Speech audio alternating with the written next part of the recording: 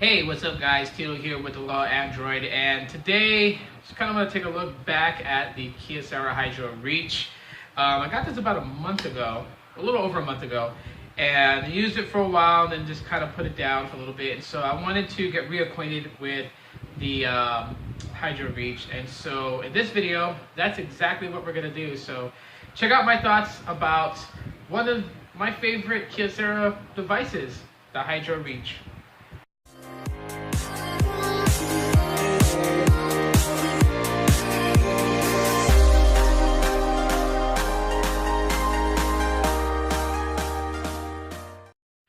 So here it is, the Kyocera Hydro Reach. Now this is, hold on, let's just kind of deal with this. This to me is by far one of my favorite Kyocera Hydro devices. And of course it's one of the latest ones. So, but when you first get this device, it really doesn't feel like the Hydro series. Now kind of taking a look back at some of the other Hydros that they've had, previously before this, they weren't built the way that this device is. I mean, it's still plastic, don't get me wrong.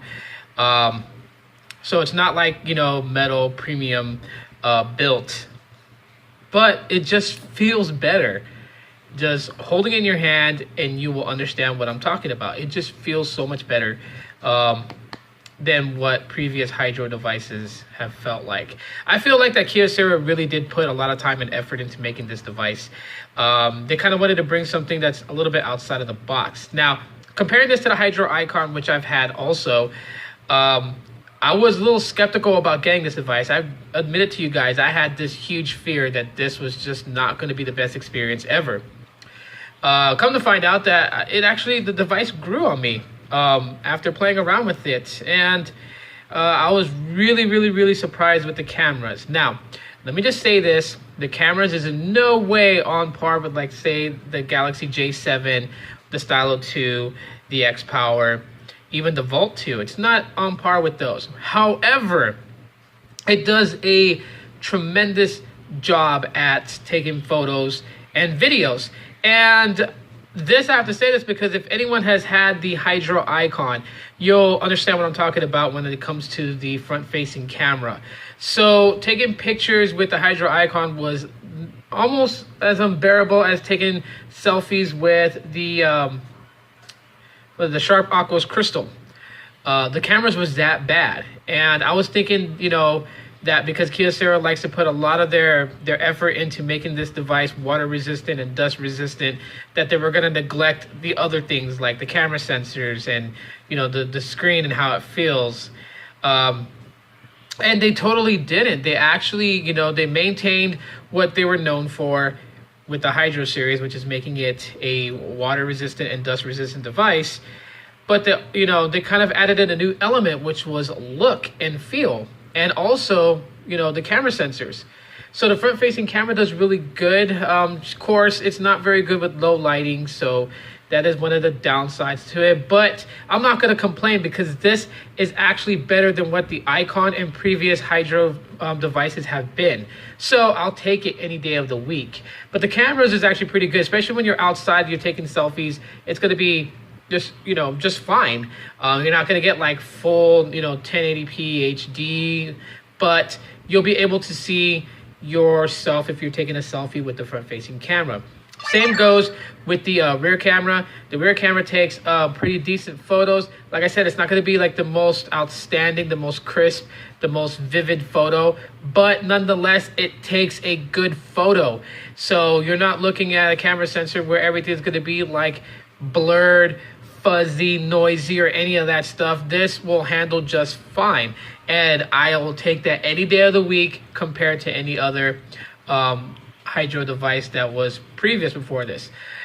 So at the bottom, the only thing that I didn't like was at the bottom you have the micro USB port, and like normally the way that it's actually set right now would be what we considered upside down, and so sometimes I nearly broke it by trying to plug it into a charger and the charger not fitting, and I'm forgetting that it's upside down. This is one of those times where USB Type-C would have really came into play. Putting it upside down was just like, why? So as you guys can see, we have the backside right here. If you look at the charge port, now it's right side up. So, you know, just a little bit confusing there, but no biggie. The volume rockers is also something, like I said, you know, I'm a type of person that likes to, you know, I appreciate the little things. If you notice during the volume rockers, they're kind of curved. So you can really distinguish between the volume up and volume down. As if you touch in the middle, it's more lower to the body.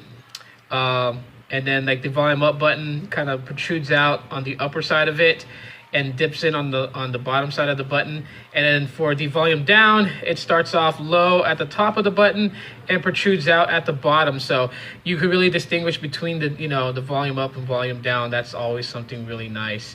Yes, I know someone's gonna comment and be like, wow, your phone's really oily. You know what? I just hate French fries. I'm so sorry. So it's like all over the backing. It just looks so bad. But nonetheless, the body build is actually quite nice. I really appreciate what they've done here with it. Like I said, it does not feel like a super cheap phone. It feels real nice in the hands, even though it's a budget device. If you look on the screen itself, you have, trying to get it at an angle where you can see it, but you have like this nice kind of like rounded edges to the display. And that's something, like I said, Kyocera, to me, whether they did or didn't, I assume that they really took their time plotting and deciding on how to build the Hydro Reach, and they did an amazing job. Even though this device came out earlier this year, still a nice device to have. My experience with it is pretty much golden. That's another thing too, is just how responsive the software is. The software just works immaculately well for it being one of the Hydro devices. Now, previous Hydro devices have always kind of glitched out, and this is, you know, spec-wise, as far as internal storage and the amount of RAM that it's running, it's no different from the Hydro Icon, yet the Hydro Icon has, you know, lagged and glitched out on me, and this hardly does it unless I really overload it with a bunch of applications, and then it tends to. But again, you know, it's only 8 gigs of internal storage, so that means half of that is already used for the system. And you got 1 gig of RAM. And the RAM management on this device is stellar. It's okay. It's not the best.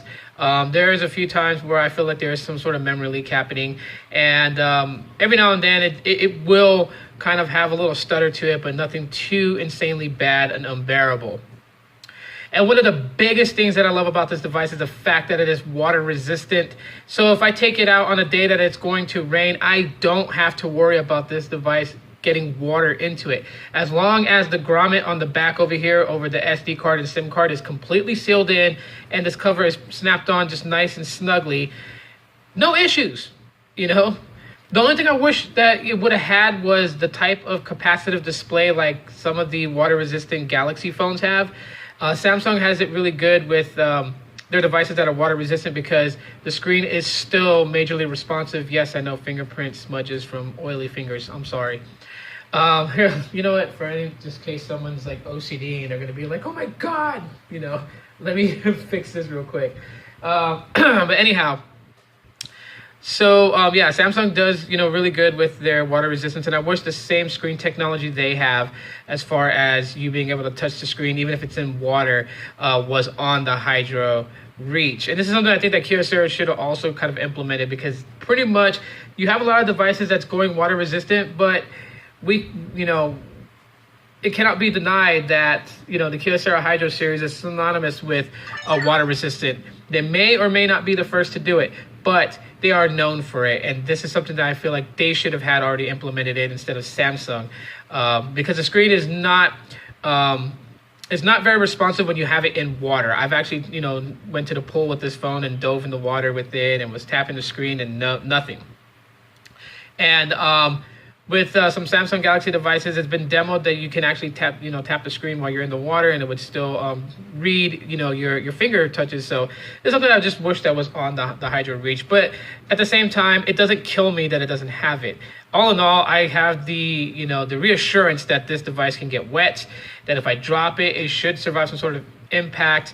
And that's another thing that is kind of a downer to this, is that while it's made to survive an impact, just the way the body feels, it feels fragile compared to something, say, like the Hydro Icon and previous Hydro devices that are built a little bit more rugged and tough. So with this device, it just feels a little bit more dainty, and that's something that I am afraid of. However, some people have said that they've dropped it and it survived some really huge, heavy impact. So I'm not going to throw this on the ground to find out, because I still think that this is one really gorgeous budget device from Kyocera. They did an absolutely a fantastic job with the Kyocera Hydro Reach. And if anyone was to ask me would I recommend this as a water resistant budget device, you bet your bottom dollar I am. I'm actually telling you guys that right now. If you're looking for a device that is water resistant, dust resistant, supposedly impact resistant, but I'm not too sure about that, but looks sleek, slender, beautiful, and is well thought out when constructed, I would definitely say get the Hydro Reach. So if you guys enjoyed my video, smash that like button on the recap.